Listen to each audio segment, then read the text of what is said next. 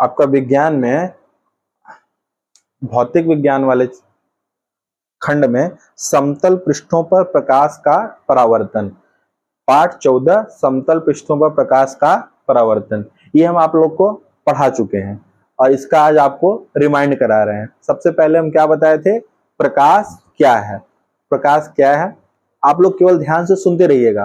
प्रकाश एक प्रकार की ऊर्जा है जिसकी सहायता से हम किसी वस्तु को देख पाते हैं। प्रकाश क्या है, एक प्रकार की ऊर्जा। जब सूर्य से या किसी भी प्रकाश स्रोत से आने वाली प्रकाश किरणें किसी वस्तु पर पड़ती हैं तो वस्तु से टकराकर कहां पड़ती है, हमारी आंख पर, हमारी आंख पर। तो हमारी आंख में उस वस्तु का क्या बन जाता है, प्रतिबिंब बन जाता है और हम उस वस्तु को देख पाते हैं। ये किसी वस्तु को देखने की प्रक्रिया है। प्रकाश क्या है, प्रकाश एक प्रकार की ऊर्जा है जिसकी सहायता से हम किसी वस्तु को देख पाते हैं। अच्छा, प्रकाश स्रोत, प्रकाश स्रोत के बारे में बताए थे। प्रकाश स्रोत कितने प्रकार के होते हैं, दो प्रकार के। पहला तो प्राकृतिक और मानव निर्मित। प्राकृतिक में कौन कौन था, सूर्य था, और मानव निर्मित में विद्युत बल्ब है, टॉर्च लाइट है, ठीक है। और दूसरा प्रकाश स्रोत का दूसरा प्रकार किस तरह से बताए थे, दीप्त प्रकाश स्रोत, ल्यूमिनस लाइट सोर्स, और अदीप्त प्रकाश सोर्स यानी नॉन ल्यूमिनस सोर्सेस, ठीक है। दीप्त प्रकाश स्रोत वे प्रकाश स्रोत जो स्वयं प्रकाश उत्पन्न करते हैं, जैसे सूर्य, विद्युत बल्ब।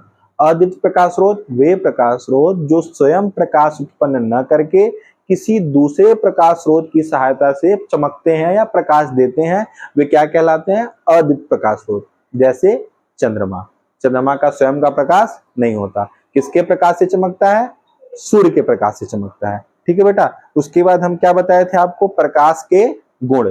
प्रकाश के गुण, प्रकाश के गुण कौन कौन से बताए थे, प्रकाश सीधी रेखाओं में चलता है, प्रकाश एक माध्यम से दूसरे माध्यम में जाने पर अपने मार्ग से विचलित हो जाता है, यानी जैसे अगर हम प्रकाश को वायु से जल में भेज देंगे तो जल कैसा माध्यम है, सघन माध्यम है, तो प्रकाश थोड़ा सा विचलित हो जाएगा।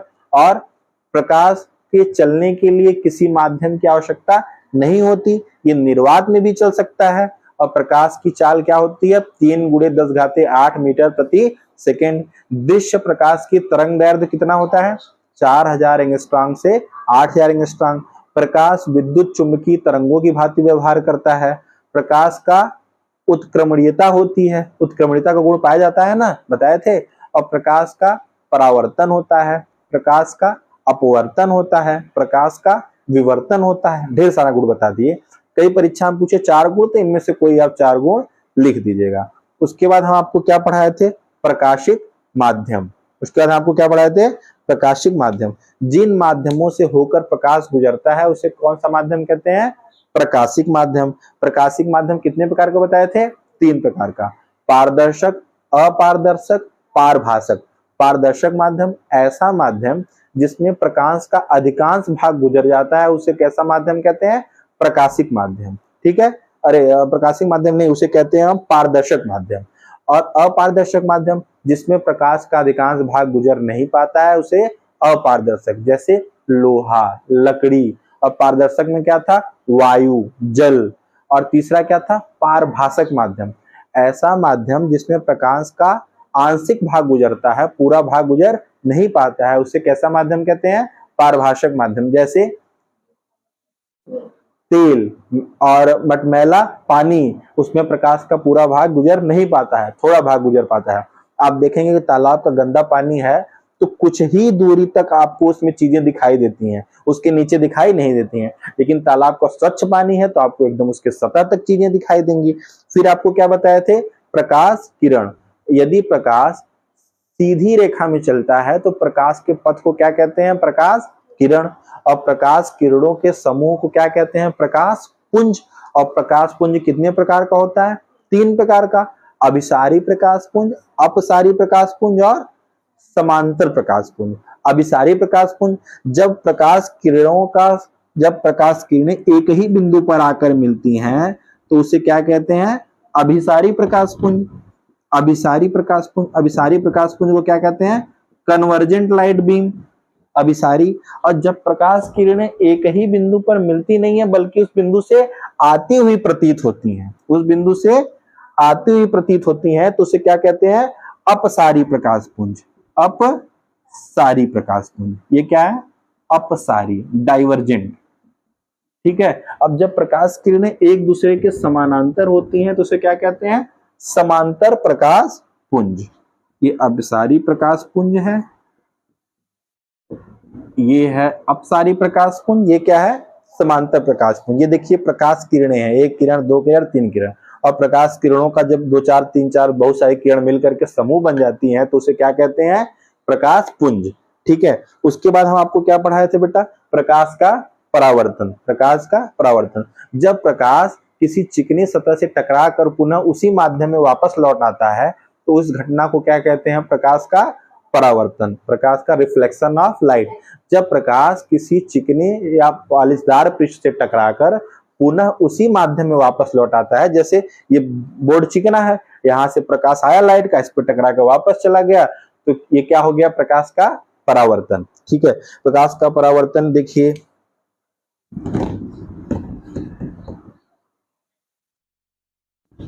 कोई चिकना पालिशदार पृष्ठ, पालिशदार मतलब इसके एक पृष्ठ पर कलई या लेड ऑक्साइड की क्या कर दी जाती है?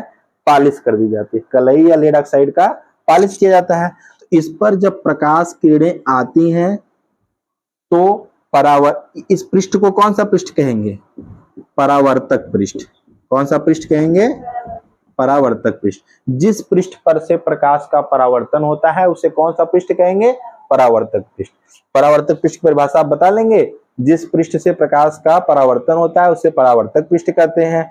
चिकने पालिशदार सतह पर से प्रकाश का परावर्तन होता है, किसका लेपन किया जाता है? लेड ऑक्साइड का। जो प्रकाश की किरणें आती हैं उसे आपतित किरण कहते हैं। प्रकाश की किरणें परावर्तक पृष्ठ पर टकराने, देखिए जैसे एकदम किसी चीज को गतिविधि होते हुए बोला जाता है ना, जैसे गाड़ी यहां से चली, इस रोड से होते हुए उस रोड पर चली गई। आपको बस बता देना है कि जब प्रकाश किरणें परावर्तक पृष्ठ से टकराकर पुनः उसी माध्यम में वापस लौट जाती हैं तो इस घटना को प्रकाश का परावर्तन कहते हैं। आती हुई किरण को कौन सी किरण कहते हैं? आपतित किरण। हम कह सकते हैं कि जो किरण परावर्तक पृष्ठ पर आती है उसे आपतित किरण कहते हैं। जो किरण परावर्तक पृष्ठ पर टकराने के पश्चात पुनः उसी माध्यम में वापस लौट जाती है उसे कौन सा किरण कहते हैं? परावर्तित किरण। परावर्तित किरण। और देखिए आपतित किरण जिस बिंदु पर आकर टकराती है उस बिंदु को क्या कहते हैं? आपतन बिंदु। आपतन बिंदु। अच्छा देखिए नाम से ही क्लियर है, आपतन, जहां आपतित किरण टकरा रही है उसे आपतन बिंदु। आपतन बिंदु किसे कहते हैं? आपतित किरण जिस बिंदु पर परावर्तक पृष्ठ पर टकराती है उसे आपतन बिंदु कहते हैं। आपतित किरण टकराने के पश्चात पुनः जिस माध्यम में वापस लौट जाती है उस किरण को परावर्तित किरण कहते हैं।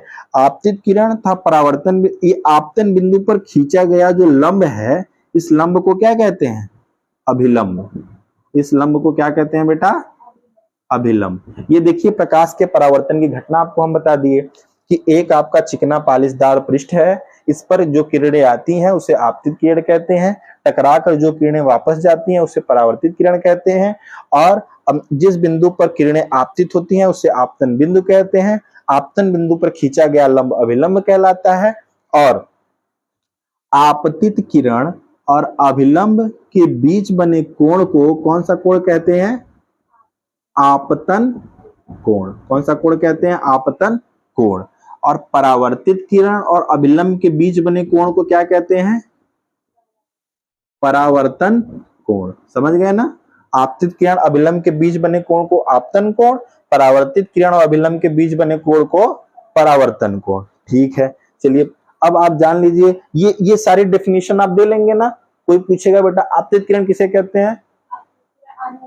आने वाली किरण को, या वे किरण जो परावर्तक पृष्ठ पर आती है उसे आपतित किरण, वह किरण जो परावर्तक पृष्ठ पर टकराकर वापस जाती है उसे परावर्तित किरण, वह बिंदु जिस पर आपतित किरण आकर टकराती है उसे आपतन बिंदु कहते हैं। अभिलंब किसे कहते हैं? आपतन बिंदु पर खींचे गए लंब को अभिलंब कहते हैं। आपतन कोण किसे कहते हैं? आपतित किरण अभिलंब के बीच बने कोण को आपतन कोण कहते हैं। परावर्तन कोण किसे कहते हैं? परावर्तित किरण अभिलंब के बीच बने कोण को परावर्तन कोण कहते हैं। फिर आगे आपका परावर्तन का नियम। परावर्तन का पहला नियम क्या था? आपतित किरण, परावर्तित किरण तथा अभिलंब तीनों एक ही तल में होते हैं। एक ही तल में है ना, आपतित किरण, परावर्तित किरण तथा अभिलंब तीनों एक ही तल में है कि नहीं है। और आपतन कोण सदैव परावर्तन कोण के बराबर होता है। आपतन कोण को किससे डिनोट करते हैं, आई से, परावर्तन कोण को आर से। आपतन कोण सदैव परावर्तन कोण के बराबर होता है। अगर हम बोल दें आपतन कोण का मान 30 अंश है तो परावर्तन कोण का क्या मान होगा, 30 अंश। आपतन कोण का मान 90 अंश, अरे 90 नहीं 60 अंश है तो परावर्तन कोण का क्या होगा, 60 अंश। अच्छा, हम आपसे पूछते हैं कि बताइए बेटा, आपतन कोण का मान अगर 60 अंश है ना, आपतन कोण का मान 60 अंश है तो परावर्तित किरण और परावर्तक पृष्ठ के बीच का कोण क्या होगा। नहीं, हम पूछ क्या रहे हैं, अगर आपतन कोण का मान क्या है, 60 है तो परावर्तित किरण यानी कौन सी किरण, ये किरण, और परावर्तक पृष्ठ माने क्या, ये, ध्यान से सुनिए हम क्या बोल रहे हैं, इसका क्या नाम है, परावर्तक पृष्ठ। तो हम ये मान आपको दे दिए और ये मान आपसे पूछ रहे हैं। तो ये बात जानिए, आपतन कोण परावर्तन कोण के बराबर होगा। जब ये 60 है तो ये भी क्या होगा, 60 है। और ये पूरा क्या है, 90 है, ये पूरा 90 है क्योंकि ये तो लंब खींचा गया है ना। जब लंब खींचा जाएगा तो ये पूरा क्या हो जाएगा, 90। और ये 60 है, ये 60 हमको पता ही है, ये 60 हमको पता है, ये पूरा 90 है। तो 60 में कितना जोड़ोगे कि 90 हो जाएगा, 30 जोड़ोगे कि 90 हो जाएगा। तो हम बोल देंगे परावर्तित किरण तथा परावर्तक पृष्ठ के बीच बना कोण क्या होगा, 30 अंश। अच्छा, अब ध्यान से सुनिए हम क्या कह रहे हैं। यदि परावर्तन कोण का मान 30 अंश है, परावर्तन कोण यानी कौन सा कोण, ये वाला कोण का मान 30 अंश है, तो आपतित किरण दिमाग कहां गया, इस पे, आपतित किरण तथा परावर्तक पृष्ठ के बीच कितने अंश का कोण बनेगा। जब ये 30 हो गया तो ये भी क्या हो जाएगा, 30। ये पूरा क्या है, 90। जब ये 30 है तो ये कितना हो जाएगा, 60 हो जाएगा। ये पूरा 90 था, 30 ये है तो ये पूरा 60 ना बचेगा। समझ में आ गया। इस तरह के सवालें परीक्षा में आती हैं। तो जब आपको पता रहेगा परावर्तक पृष्ठ क्या होता है, आपतन कोण क्या है, परावर्तन कोण क्या है, तब ना आप बता पाएंगे। ये चित्र आपको पता रहेगा तब ना आप बता पाएंगे। चलिए, प्रकाश का परावर्तन, परावर्तन का नियम। अच्छा, परावर्तन के प्रकार, परावर्तन कितने प्रकार से होता है, 2 प्रकार से। एक होता है नियमित परावर्तन, एक होता है अनियमित परावर्तन। नियमित परावर्तन यानी जब परावर्तक पृष्ठ चिकनी हो, तो कैसा परावर्तन होता है, नियमित परावर्तन, यानी उसमें प्रकाश का अधिकांश भाग परावर्तित हो जाता है। जैसे चिकनी पृष्ठ मतलब ऐसी पृष्ठ हो। जब परावर्तक पृष्ठ चिकनी हो, इसका नाम याद रखिए, कौन सा पृष्ठ है ये, परावर्तक पृष्ठ, क्योंकि इस पृष्ठ से परावर्तन होता है। जब परावर्तक पृष्ठ चिकनी हो तो उस परावर्तन को क्या कहेंगे, नियमित परावर्तन। और नियमित परावर्तन में प्रकाश का अधिकांश भाग परावर्तित होता है। जब परावर्तक पृष्ठ खुरदुरी हो तो परावर्तन कैसा होगा, अनियमित परावर्तन होगा। परावर्तन कैसा होगा, अनियमित। कोई किरण आई इधर चली गई, कोई किरण आई इधर चली गई, ठीक है। और जब परावर्तक पृष्ठ चिकना होता है तो परावर्तित किरणें एक दूसरे के क्या हो जाती हैं, समांतर चली जाती हैं। और जब परावर्तक पृष्ठ खुरदुरा होता है तो आपतित किरणें परावर्तन के पश्चात अलग अलग दिशाओं में फैल जाती हैं। इसीलिए जब भी हम अखबार के कागज को देखते हैं तो अखबार का कागज हमेशा खुरदुरा मटमैला टाइप का होता है। क्यों, क्योंकि उस पे छोटे छोटे अक्षरों को हमको पढ़ना पड़ेगा। अब जब उससे प्रकाश का परावर्तन होता है तो परावर्तित किरणें अलग अलग दिशाओं में फैलती हैं और छोटे छोटे अक्षरों को पढ़ने में हमको आसानी होती है। जब भी आपसे कोई पूछा जाए कि भाई अखबार का पेपर इतना मटमैला काहे होता है, खुरदुरा काहे होता है, तो आप बताइए, क्योंकि इस खुरदुरे पृष्ठ से प्रकाश का परावर्तन होगा और प्रकाश किरणें अलग अलग दिशाओं में फैलेंगी, तो हमको छोटे छोटे अक्षरों को पढ़ने में आसानी होगी। परावर्तन के प्रकार नियमित परावर्तन और अनियमित परावर्तन। परावर्तन के नियम आपको बता चुके हैं। और प्रकाश की उत्क्रमणीयता, एक गुण क्या है, प्रकाश की उत्क्रमणीयता। अच्छा, प्रकाश की उत्क्रमणीयता क्या है बेटा, प्रकाश की रिवर्सिबिलिटी ऑफ लाइट, उत्क्रमणीयता, रिवर्सिबिलिटी ऑफ लाइट। देखिए, जब परावर्तक पृष्ठ पर परावर्तित किरण आपतित किरण की भांति व्यवहार, आपतित किरण मान लिया जाए, जैसे देखिए अब परावर्तक पृष्ठ पर ये किरण कौन सी किरण है, आपतित किरण है, और टकरा कर ये कहां गई, परावर्तित किरण है। ठीक है, अब देखिए, अब इसी दूसरे फिगर में, इसी फिगर में अगर हम इस यहां पर एक दर्पण लगा दें, यहां पर एक क्या लगा दें, दर्पण, क्या लगा, दर्पण, तो इस दर्पण से ये जो किरण है ये टकरा कर फिर वापस आएगी, पहले ऐसे गई फिर ऐसे गई, प्रकाश किरणें आई, परावर्तक पृष्ठ पर टकराने के बाद वापस चली गई, लेकिन जब यही दर्पण लगा दिए तो फिर ये इसी तरह से आती है और जो आपतित किरण थी वो परावर्तित किरण की भांति व्यवहार करने लगती है। प्रकाश की चाल नियत रहती है, प्रकाश की मात्रा में कोई परिवर्तन नहीं होता, जितना प्रकाश गया था उतना ही लौट करके आएगा, जिस चाल से गया था उसी चाल से लौट करके आएगा। प्रकाश के इस गुण को कौन सा गुण कहते हैं, प्रकाश की उत्क्रमणीयता। ठीक है, और प्रतिबिंब क्या होता है, वास्तविक प्रतिबिंब, आभासी प्रतिबिंब, बताए थे कि नहीं बताए थे। जैसे दर्पण जब हम देखते हैं तो उसमें जो हमारी आकृति बनती है वो क्या कहलाती है, प्रतिबिंब कहलाती है। जब किसी बिंदु वस्तु से चलने वाली प्रकाश किरणें किसी दूसरे वस्तु से टकराकर दूसरे बिंदु पर जाकर मिलती हैं तो वहां पर प्रथम बिंदु वस्तु का क्या बनता है, प्रतिबिंब बनता है। दर्पण में किसी वस्तु की जो आकृति बनती है वो क्या कहलाती है, प्रतिबिंब। प्रतिबिंब दो प्रकार का होता है, वास्तविक प्रतिबिंब, आभासी प्रतिबिंब। वास्तविक प्रतिबिंब की भाषा क्या बताए थे, जब किसी बिंदु वस्तु से चलने वाली प्रकाश किरणें किसी वस्तु से टकराकर किसी दूसरे बिंदु पर वास्तव में मिलती हैं तो उसे वास्तविक प्रतिबिंब करते हैं। इस प्रतिबिंब को पर्दे पर प्राप्त किया जा सकता है जब किसी बिंदु वस्तु से चलने वाली प्रकाश किरणें किसी वस्तु से टकराकर हमारी आंखों पर या किसी दूसरी वस्तु पर वास्तव में नहीं मिलती बल्कि मिलती हुई प्रतीत होती हैं, तो उस प्रतिबिंब को क्या कहते हैं, आभासी प्रतिबिंब। आभासी प्रतिबिंब को पर्दे पर प्राप्त नहीं किया जा सकता। ये प्रतिबिंब हो गया। प्रतिबिंब के बाद आपको क्या पढ़ाए थे हम, दर्पण पढ़ाए थे। दर्पण कैसे बनता है, जब किसी पालिशदार चिकने या पालिशदार पारदर्शक पृष्ठ पे एक तरफ क्या कर दिया जाए, कलई कर दिया जाए या लेड ऑक्साइड का लेप कर दिया जाए और दूसरे पृष्ठ को क्या बना दिया जाए, परावर्तक पृष्ठ बना दिया जाए, तो यह निकाय क्या कहलाता है, दर्पण। यह निकाय क्या कहलाता है, दर्पण। दर्पण को इंग्लिश में क्या कहते हैं बेटा, मिरर। दर्पण को क्या कहते हैं, मिरर।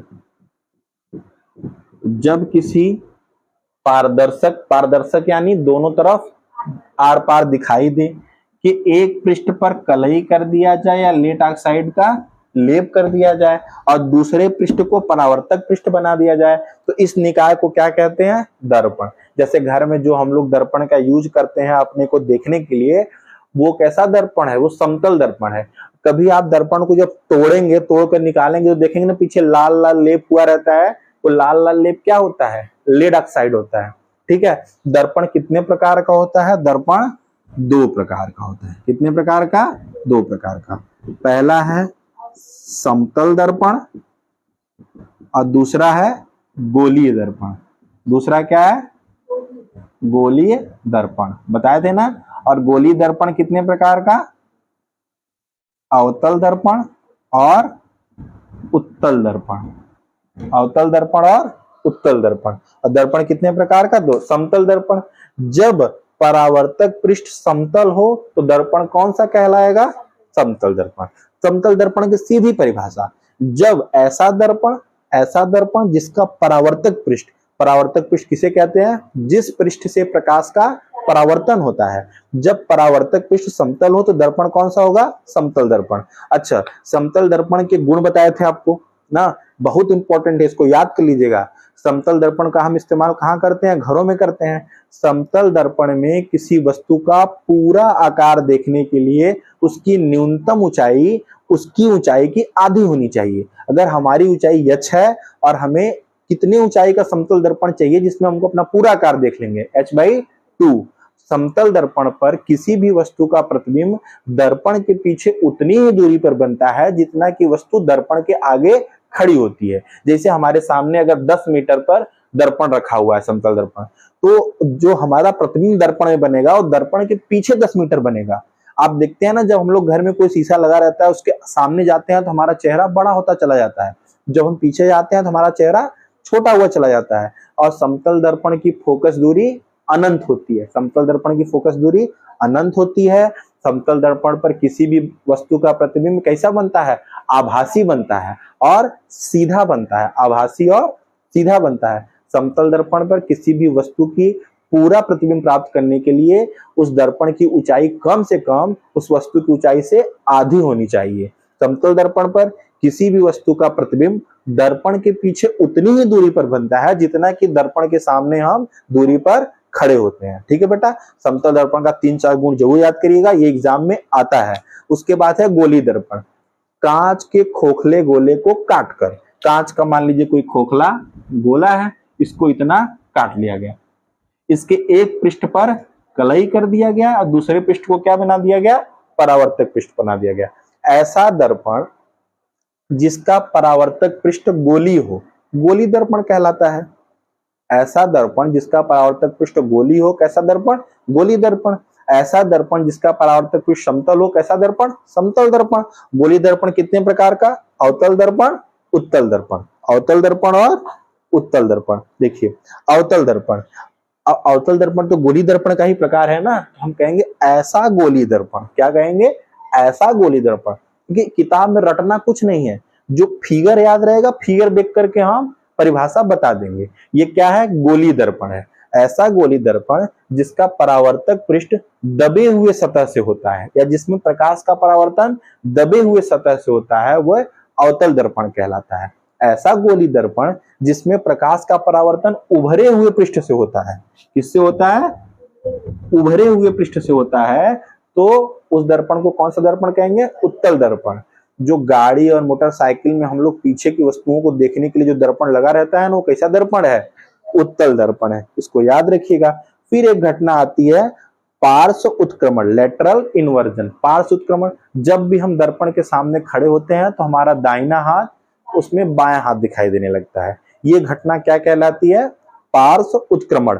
अंग्रेजी वर्णमाला के कुछ अक्षर हैं जो समतल दर्पण में के सामने ले जाने पर वो उल्टा नहीं होते हैं। उन अक्षरों को 11 अक्षर को आपको लिखाए हैं, आप उसको याद कर लीजिएगा। इस तरीके से ये चैप्टर हमारी तरफ से पूरा हो गया। प्रकाश, समतल पृष्ठों पर प्रकाश का परावर्तन। इसमें आपको कैसे कैसे क्वेश्चन पूछे जाएंगे, जैसे प्रकाश का गुण पूछ देगा, समतल दर्पण का गुण पूछ देगा, दर्पण कितने प्रकार के होते हैं उनकी परिभाषा बताइए, या तो जैसा हम आपको क्वेश्चन बताए थे ना, आपतन कोण का मान दिया रहेगा, परावर्तन कोण का पूछ देगा। आपतन कोण का मान दिया रहेगा, परावर्तित किरण और परावर्तक पृष्ठ के बीच का कोण पूछ देगा, या तो परावर्तन कोण का मान दिया रहेगा, आपतित किरण और परावर्तक पृष्ठ के बीच का कोण पूछ देगा।